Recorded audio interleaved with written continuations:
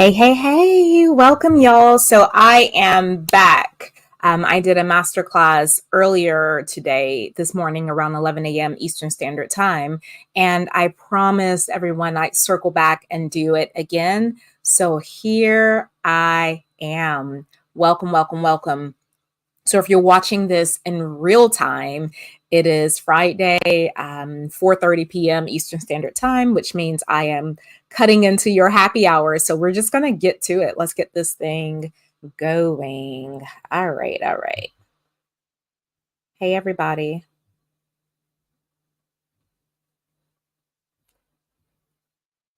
I'm still here.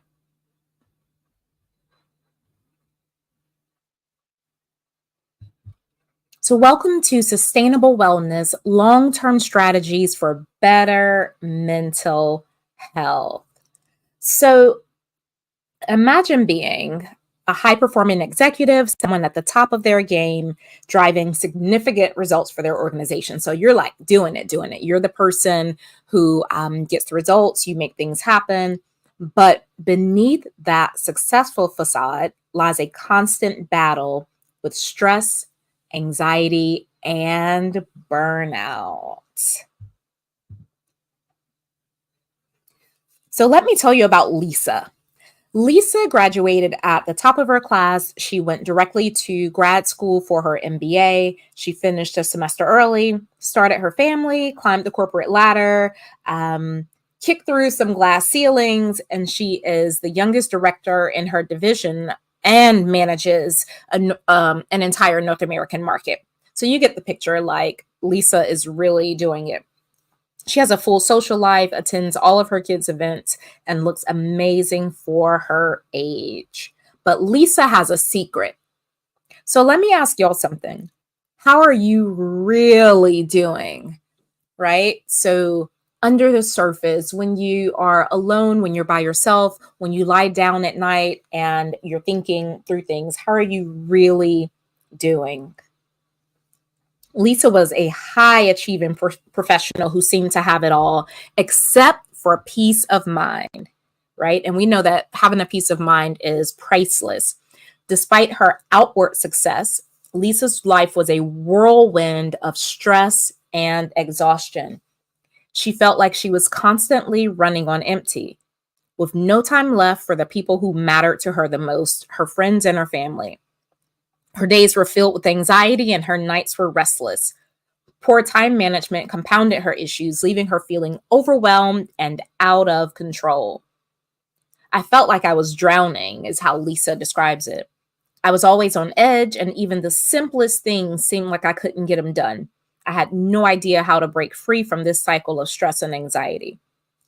So, our goal here today, y'all, is to provide actionable strategies to help you have a life of balance and resilience. So things that you can actually take away and do by the time our time is done together today, you can actually do these things.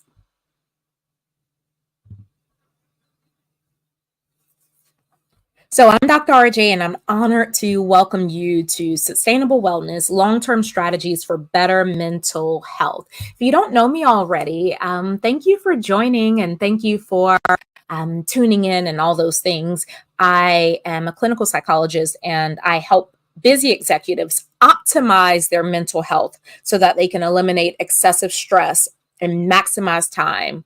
That way, they can actually love the lives they've worked so hard to build. A lot of us have our first generation everything, right? We're the first to do things in our family, we're the go to person, and we've built these incredible lives, but we end up not even liking it, right? And I don't mean like you don't like living, not that, but just we've created these lives and it's kind of like, oh, was it even all worth it? Like, I'd rather just do something really simple. And that's pretty much it. I know I've had those thoughts before, and I imagine I'm not the only one. But outside of being a psychologist and helping executives optimize their mental health and appearing on different TV shows as an expert commentator as it relates to psychology and human behavior, I live a regular life. If you follow me on Instagram at Ask Dr. RJ, you'll see that I love to have fun. I have a husband and 2 kids and lots of family and friends. And work is not everything to me. I love what I do. I love my career, and it is just a part of what I do. It's not who I am. Often when we are in these positions of power or when we're entrepreneurs, it consumes our entire identity, and that can impact our mental health. But no worries, I got you. We're going to talk about that today. And we'll talk about the cost of poor mental health. You know, the cost of mental health, and I don't mean like the cost as it relates to money, but if you've ever experienced anxiety or depression or any other type of mental health issue, then you know exactly what I'm talking about. The cost of the sleepless nights, the cost of the failed relationships, the cost of feeling effective, feeling misunderstood, and feeling unseen. Those costs are far too high. The good news, though, is today we're going to explore why sustainable wellness is not just an option available to you, but it's a necessity. So get ready to take notes. If you are driving, obviously don't take notes, but if you're somewhere, you can take some notes in your phone, or you have paper and pencil like me, I'm old school, or if you have a sticky notes, this will be the time to pull out your writing utensils. This is going to be a working webinar. I don't think I told you all that. Stay until the end for your free gift. I always love to give free gifts. Gifts is my love language.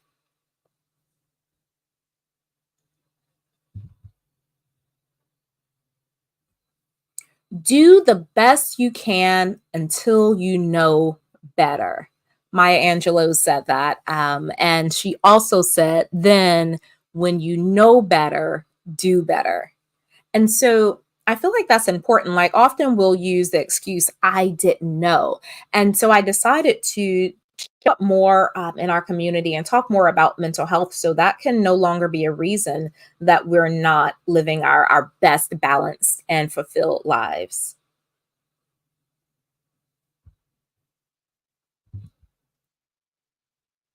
So let's jump right into the strategy. The strategy for sustainable wellness, long-term sustainable wellness, not just tips and things here and there that can get you through the week, but these are long-term strategies. The first is authenticity, then there's relentless rest, and then there's time consciousness. And we're going to spend some time with all three. So let's unpack this one by one. If you know anything about me, you know I love to be outside. I love to hike. And I analyze everything, like things in nature, things around me. It's just how I'm wired.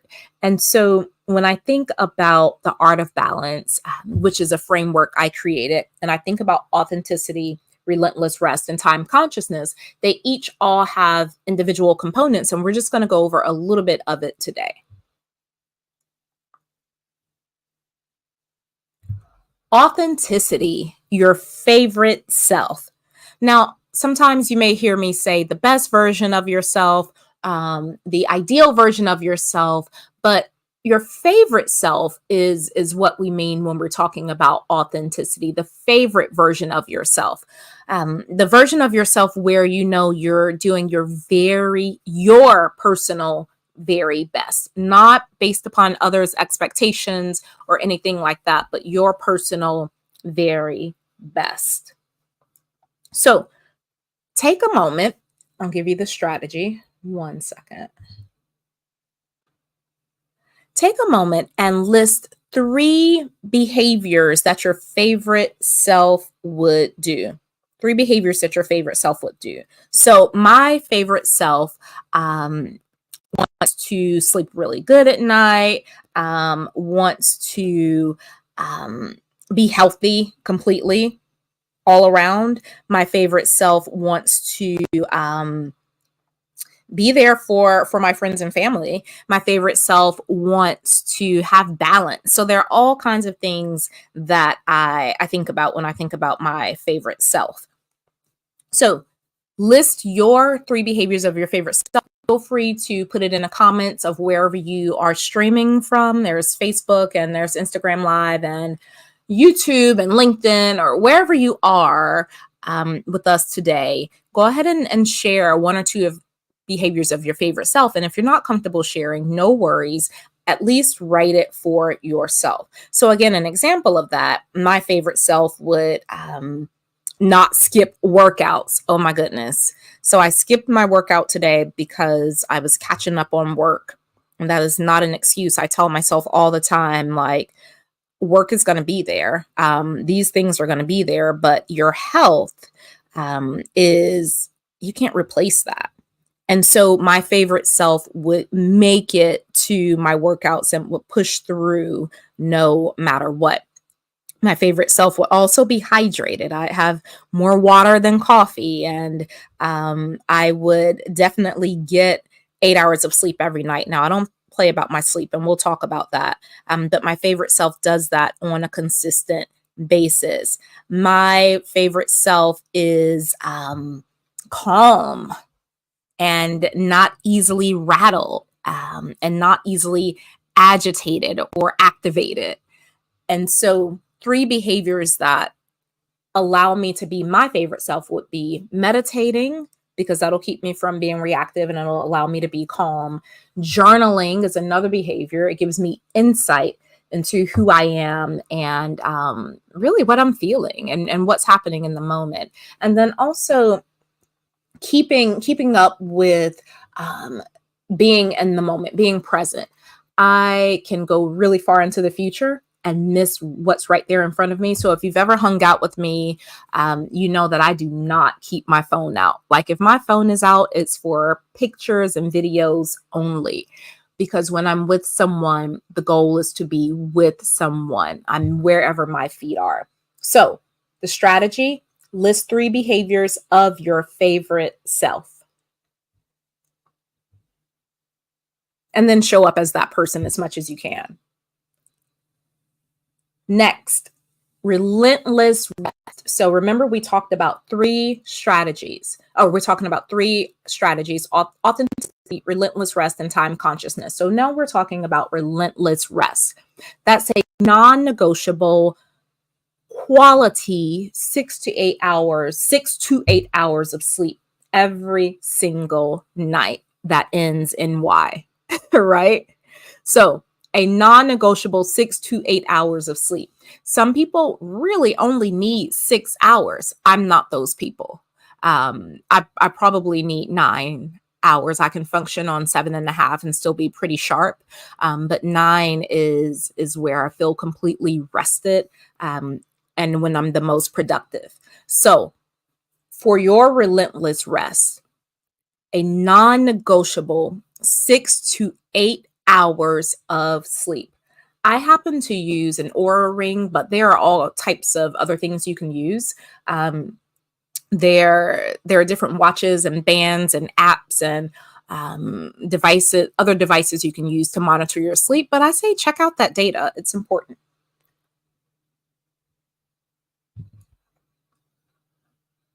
The strategy for relentless rest is to create a night routine. Create a night routine. Often busy professionals, busy executives, entrepreneurs, leaders, ministers, all those types of things. They work all day, come home, maybe grab something to eat, open their laptop back up or use their phone to check emails and to do all the things. And then they crash on the couch because they're so exhausted from the day. That's not an adequate night routine. An adequate night routine is planned, and you are commanding your brain to rest. If you are a heavy thinker, like most of my clients, then you may have to actually say the words, enough, you can go to sleep. None of these thoughts serve me right now. And so when I find myself thinking and thinking and thinking and thinking, I have to say, all right, RJ, like, you did all you can do today. It's time to get some rest. It's going to be there tomorrow. Or if the day was like not so great, I'm like, girl, go to sleep and start over. right? Just start over fresh. You'll be sharp. You'll be ready to roll. So creating a night routine so that you can start fresh the next day. That's one way you can get your 6 to 8 hours. Check in with your physician as well. Like if you are my age, I'll be 45 in a few days. If you are watching this live and in real time, and sometimes during perimenopause, there can be sleep interruptions and all kinds of things. So make sure you talk to your doctors about that if you're having major sleep interruptions, because sleep is imperative. Do whatever it is you have to do to get quality sleep, and I guarantee you'll see the difference.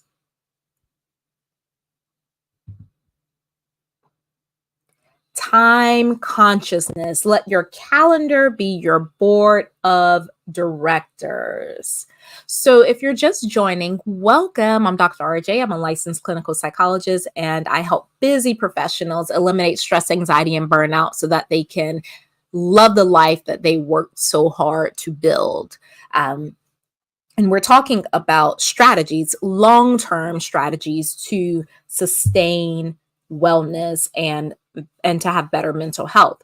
There are all kinds of short-term things you can do, and there's nothing wrong with those. But we're in the long game for this. We're playing the long game. It's not something here and something there. Your mental health is imperative. So we're talking about sustainable wellness, long-term strategies for better mental health, the art of balance. We've talked about authenticity, relentless rest, and now we're on time consciousness. Part of the strategy of time consciousness is to let your calendar be your board of directors. What do I mean by that? Everything should be on your calendar. I'll tell you this, if something's not on my calendar, I'm going to forget. And a lot of high performers and busy professionals are like, oh, I'll remember. I keep it all up here. Like I keep it all in my head because we've been rewarded for memorization. And that's no longer useful. And I guarantee it's going to take up necessary space that you could be using to be more productive, be more organized, and stay in the moment. So the strategy that we're talking about is using your calendar as your board of directors. Now, I will be talking more about the art of balance throughout the next couple of months, and we'll talk about the art of saying no and all these things, time management and the priority matrix and all of those things that get in the way. But today we're talking about making your calendar your board of directors.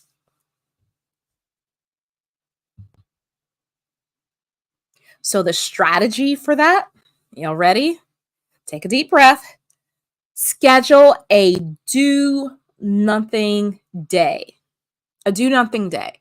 And I mean do nothing. So if you have your calendars out right now, if you're near your calendars, if you're watching in real time, go to the month of July and find a day where you're going to do absolutely nothing. It can be a weekday, it can be a weekend. It's sometimes some of us have more flexibility than others, but find a day to do absolutely nothing and block off that day. Call it your do nothing day.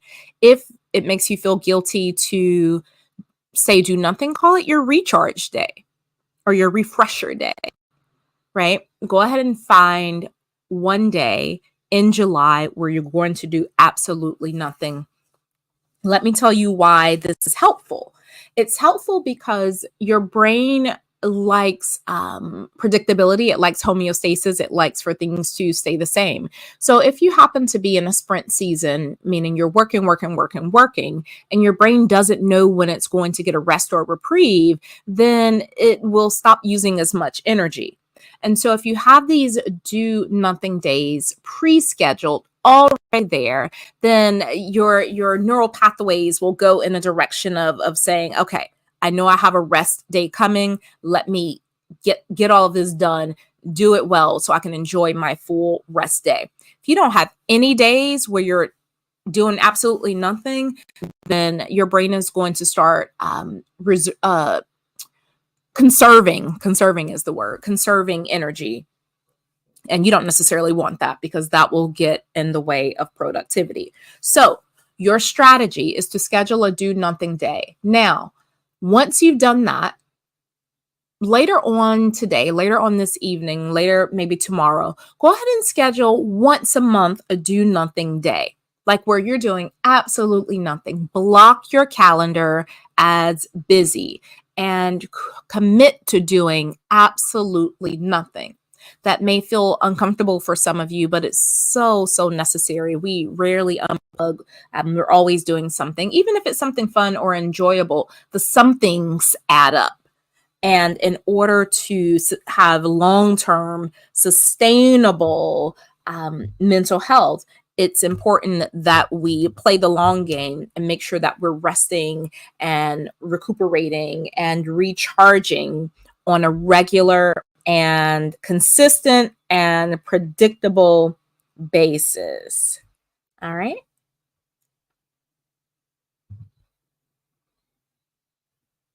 So here's a bonus strategy: seek support and build a network. Don't hesitate to seek support when needed. This could be through therapy with a licensed professional, it could be through executive coaching, it could be group coaching, it could be a mastermind. And you can also use your group chat, your group fitness class, your walking partner, your golf buddy, your small church group. All those things can be supplemental, but build a network and seek support. Building a network of supportive peers can provide a sense of community and understanding and remind you that you are not alone. I'll tell you that most of my clients feel like they're the only ones who are super stressed or who are dealing with anxiety or depression or not sleeping or having struggles. And I'm like, no, you are not the only one. It's a lot of us out there, and we go in and out of it. So it's important to build a network. Every high performer, busy professional should have access to a therapist, but not just any old therapist. And that's no shade to therapists, right? I'm not going to get into all that. Y'all know how I feel and how protective I am over the craft, the art, and the science of therapy. And if you don't know, just keep following me and you'll hear me eventually rant and rant about it. But anyhow, when I say not just any therapist, you want to make sure that you're finding a therapist who can meet your needs and someone who's highly skilled.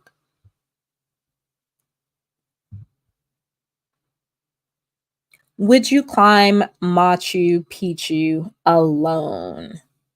So when Lisa decided to seek some help, y'all remember we talked about Lisa earlier. I was like, oh, let me tell you about Lisa. When she decided to finally seek help, she wasn't sure what to expect. Her journey began with an assessment, which was designed to establish a baseline and to increase her insight and awareness.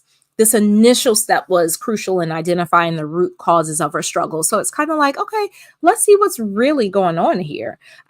Because depression doesn't look the same in everyone. It doesn't show up the same. Anxiety doesn't look the same and show up the same. Chronic stress doesn't look the same and show up the same. And the causes of them are definitely not the same. So it's important to have your own individual assessment to determine what's going on. Self-help books and all that stuff are fine. I read self-help books all the time, but they're not enough to get you to where you need to be. They're great as supplements, but watching a YouTube or listening to a podcast alone is not going to get you to where you need to be. So something that Lisa said about the assessment, understanding where I was starting from helped me realize just how much I needed to change. And she admitted that the assessment was like a mirror showing her the reality that she had been avoiding. All right. So, Machu Picchu. I'm circling back around to the story. So a couple of years ago, I went to Peru on a school trip with my daughter, and I'm a super planner, y'all. Like I plan ahead. I overpack. I know all. I read the books and articles and journals and magazines and all sorts of things, travel guides, so that I can be prepared anytime that I travel. So when we were going to Machu Picchu, I felt ready. I was like, oh, I got this. Like I knew that I was going to need ankle support with my sneakers, and I had my sun hat. And you see, I have my little fanny pack and breathable clothes, all the things. So I was ready. Well, when we got to Machu Picchu, first of all, getting there is a whole thing. So by the time we got there, I'm already tired. Like, oh, like getting there was an ordeal. Once we got there, the weather changed at least 3 or 4 times. And I mean extreme changes, like from really, really chilly to rainy to hot to steamy to chilly again. Like it was a whole thing. And we had each group had a guide. Um, and a mountain guide can also be called Sherpa. How is this like having a therapist? Well, if we think about Lisa and her situation, she would not have known what to expect without insight into herself on this therapy journey. Just like as my daughter and I were climbing Machu Picchu, we didn't know that, oh, if you step to the right, this rock may tumble, right? And it didn't. Our guide was really safe and told us everything. And we didn't know that up to the left, there might be a pack of wild alpacas or llamas that should not be disturbed. And so as you're navigating life and as you're going through things, it's so necessary to have an experienced guide who's navigated the landscape over and over and over. This is the same as a therapist. In my case, a psychologist who's navigated depression and anxiety and chronic stress for busy executives, busy professionals over and over and over and over and over again. So just as you would not climb Machu Picchu alone, and if you did, it wouldn't be safe, you also should consider not going through life trying to figure everything out on your own or alone.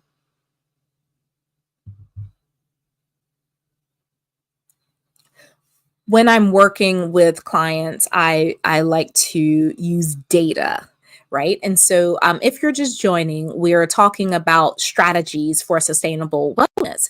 And we talked about the art of balance, authenticity, relentless rest, time, consciousness, and then the bonus sustaining wellness strategy of seeking support and building a network. And so here we are now.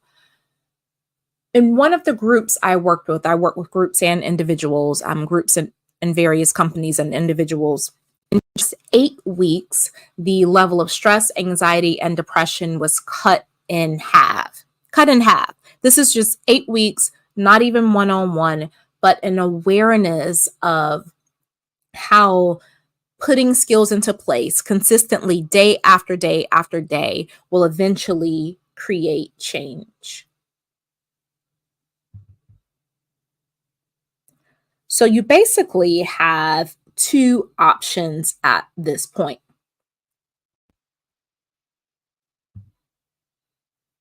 You can continue to be exhausted, unfulfilled, stressed out, and feeling like you've worked hard. However, you still don't love your life, the life that you have been building and working for. You still don't love it. That's one option. That's one way to be. Or you could even take what we did today and say, you know what? I can take this authenticity, relentless rest, time consciousness, pop it into my schedule and my routine, and I'm good. There's nothing wrong with that piece. Or you could delegate the issue to someone who has actually mastered teaching thousands of executives the art of balance and is the best in the world at it. Y'all know that's me, right? Like, I didn't know if I had to say it, but literally. Okay, let's keep going. So one way to do that is to just let's hop on a call and talk about what you have going on, and come up with a strategy, right? And part of the strategy is a quick assessment. Where are you? What's going on? Do you know what to do to start loving your life? So just go to helpmelovemylife.com and there's a complimentary strategy call. And this is just for people who are ready to make a change. On the call, we'll help you get total clarity about exactly what you want your life to look like and the exact steps you should take to achieve your goals. If you want us to help you and if it's a good fit, we may invite you to become one of the new clients we take on this month. And if it's not a good fit, that's not a big deal. Like, it's not a bad thing. When I do complimentary strategy sessions, if it's not a good fit, I'll refer to another therapist. I help clients find therapists. I say, well, look for this, this, and this because that might work for you. And of course, you'll all also see me doing lives and master classes and on TV and on Instagram. Like, is still cool. We can still do things together if we're not a good fit. So this program is not just therapy, but the program, The Art of Balance and the one-to-one, is designed to optimize your mental health, increase true productivity, and help you master work-life balance. So many people say, oh, work-life balance is not a thing, right? You can't do it. And I don't agree. I do it every day. Like, it's certainly doable. Now, when I think about balance, I don't think about straight across, up and down, something that's rigid. I think about a constant calibration of adjusting your life on a daily basis, right? So that's how you have balance. It's like walking a tightrope. You adjust a little to the left, you adjust a little bit to the right, but it's never going to be perfect and straight across. And we're not designed to be that way. So that shouldn't even be the goal. When I say master work-life balance, it means really loving your life. And that's going to look different for a lot of people. For me, loving my life is traveling and traveling all the time. I love to travel, reading books, hanging out with my kids, visiting my family, eating good food. For somebody else, it might be taking a nap in the middle of the day 3 times a week. Or it might be being able to finish their favorite book that they have been trying to finish for months, but they haven't been able to. It might be going to the salon and getting their hair washed once a week. So loving your life really depends on you. There's no wrong way to do it. The only wrong thing to do is to not love your life. So take some time to figure out, what would you like your life to look like or be like? And that's something we can also do on a strategy call. So if we do work together, the expectation is that you will prioritize your mental health. You'll see increased productivity. You'll eliminate burnout, and you'll actually love the life that you've worked so hard to build. So yes, this is for anyone who wants to actually enjoy life and not feel like they're always burning a candle at both ends. That's happening a lot now, especially when a lot of people aren't necessarily working from home, they're living at work, right? If you feel like, oh my gosh, I live at work, I never get a break, then I'm talking to you. So if this resonates with you and you're ready to take action over the next several days, we've set aside some time to talk to you and see if we're a good fit to work together. And again, if not, no big deal. But I want to make sure that I'm offering because people just don't know. I want to make sure that you know the steps to take to sustain your wellness and to have long-term solutions. And so you'll just go to helpmelovemylife.com. Your call will go for roughly 30 to 60 minutes. To be honest, it usually ends up being 60 minutes. And we'll map out an exact action plan for you to follow so that you can hit your personal and professional goals within the next quarter, this quarter, because we're going into quarter 3 now if you're watching this real time. This call will probably be the most valuable 30 to 60 minutes you invest in yourself this year. I'm not like here to tell anybody how to invest their time, but I will say if you want results, there are things that you have to do. Like there are steps you have to take. There's discipline involved. There's routine involved. There are steps that you have to take in order to get the results that you want. And that's for anything.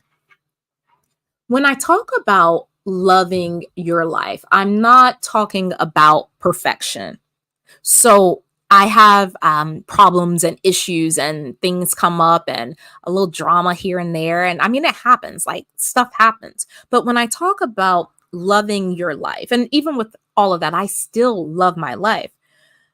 When I talk about loving your life, I mean finding happiness where you are and how you are, right? Finding happiness where you are and how you are. That's from the book, The Mountain Is You. I just finished it. So be ready for a whole bunch of quotes from that. But this really is a definition that I thought about before.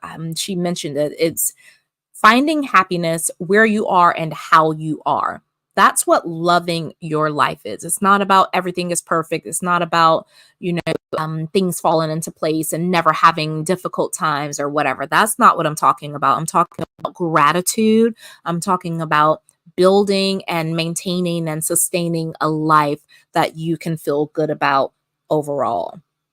I have two more quotes too, but before I get to those, what to do next, just go to the link below and where it says hurry, limited spots available. I'm not just saying that, like limited spots are available. I don't overcrowd my schedule. I like to be available for my clients and offer a concierge type service where I can be available to them on more than just like a regular basis, right?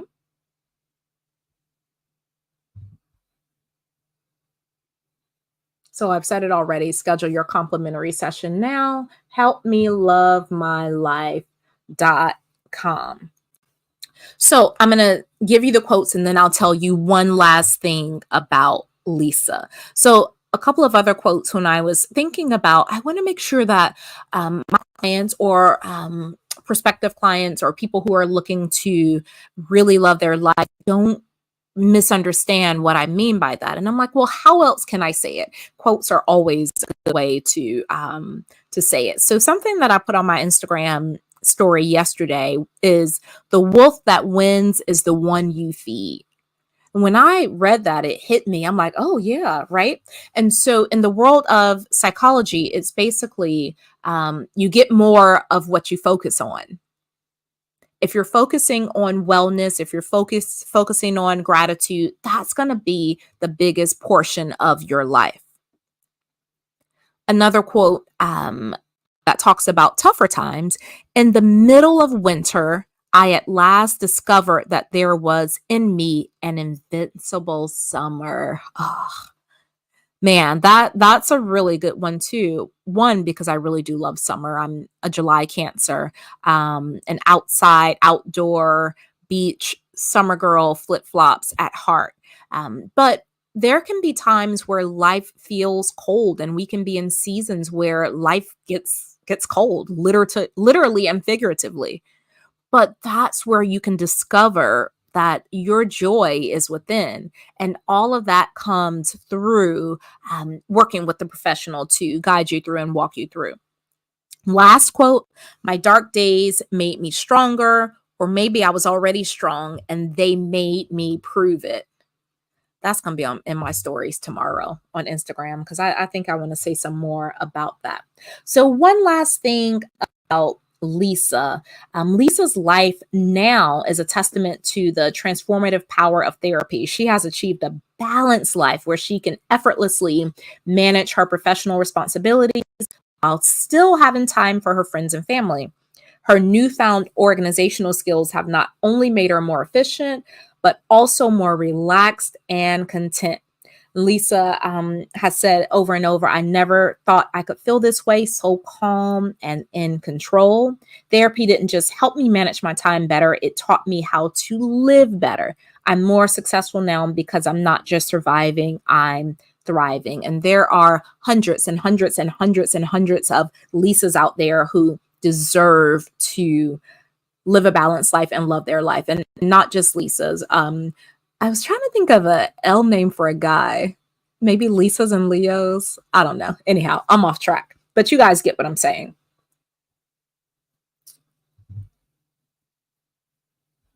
I'm gonna skip the survey because y'all can just DM me.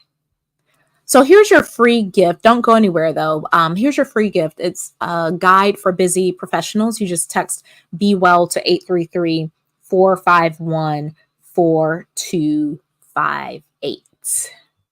And then, of course, to stay in contact with me, I'm all over the place in an organized way, but there's my website, Ask Dr. RJ Incorporated. It's women owned, certified WBENC, We Bank, as they call it. It's an accomplishment that I'm really proud of. And I'm on Facebook, LinkedIn, all the things. All right. So let's get back.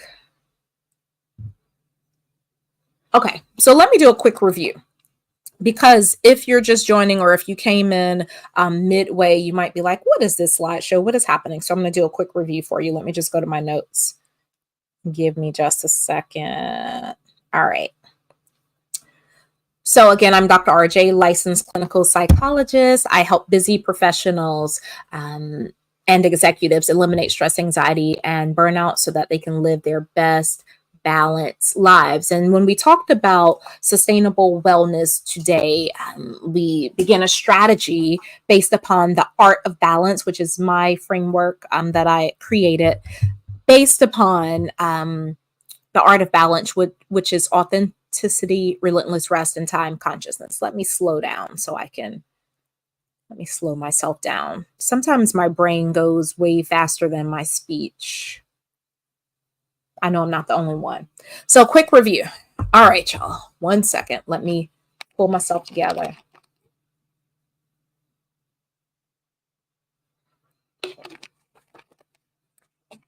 Okay. Quick review, and then we'll get out of here, because if you're watching in real time, then if you're watching in real time, then it's happy hour time. Let me answer these questions first. Thanks, Jen. Jen said, have a great birthday. Yes, yes, yes. I don't know what I'm going to do yet. My birthday is July 3rd, but I'm going to do something.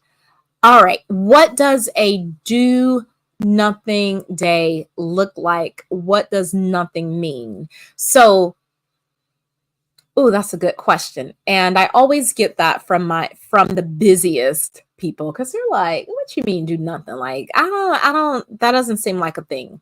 Doing nothing, I would say, is relaxing.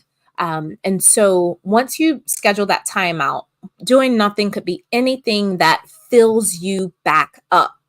Right. And so for me, doing nothing might be sitting on a deck, watering my plants, listening to music.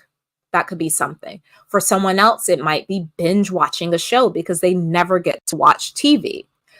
Doing nothing, really, though, I think should just involve you and no one else. Doing nothing should be just something for you. It might be finishing a book, sitting outside, anything that you want it to be. And that's the joy of doing nothing and scheduling those days. You'll get to the day and you'll decide then what you want your do nothing day to be. 833-451-4258 is the number for the free gift. Let me pop that up again for y'all. There we go. I'll keep it here while I'm talking about, while I'm reviewing. Okay, so quick review, and then I promise we're out of here. Authenticity is showing up as your favorite version of you. Often we talk about the best version of you, the ideal version of you, your highest self. And all those things are cool. It just depends on what's going on. I like to think of it as the favorite version of you, because that's going to allow you to show up as you like to show up. That thing is making me look short. All right. I'm just not even going to worry about that. Next, is relentless rest. So we're reviewing the strategies and then we're going to get out of here. Authenticity, relentless rest. Oh, for authenticity, the strategy was to write down 3 behaviors that the ideal you or your favorite self would do. Okay. Relentless rest, 6 to 8 quality hours of sleep per night. That would be relentless rest. And one strategy to get there is to create a night routine. All right. And then we have time consciousness. Make your calendar your board of directors. Make your calendar your board of directors. And we'll talk about saying no another time because that can be a class all in itself, but don't do anything unless it's on your calendar. Put everything on your calendar and then schedule once a month a do nothing day, right? It's a do nothing day. Okay. Uh-oh. All right, let me make sure I didn't miss any comments on this other side. You're welcome. You're welcome.